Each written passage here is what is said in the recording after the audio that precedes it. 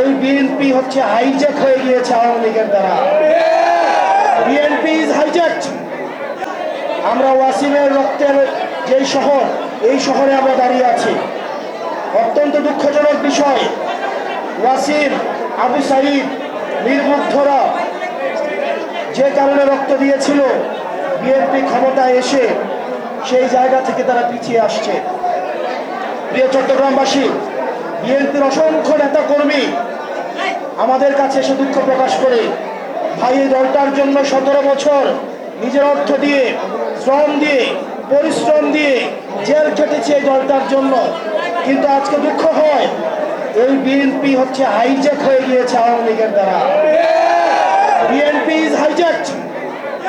BNP hijack হয়ে গেছে, যার কারণে আজকে ইসাক ভাই আমাদের সামনে। বিএনপির নেতা কর্মীরা এসে দুঃখ প্রকাশ করে, আমরা কাদের জন্য শ্রম দিলাম, আমরা কাদের জন্য এই রক্ত, শ্রম, ঘাম আমরা কোথায় দিলাম। তাদের লক্ষ লক্ষ নেতা কর্মী জেল জুলুম খেটেছে, তারা মামলায় জর্জরিত ছিল। বিএনপির নেতা কর্মীরা অবর্ণনীয় নির্যাতনের মধ্য দিয়ে গিয়েছে। অত্যন্ত পরিতাপের বিষয়, বিএনপি তাদের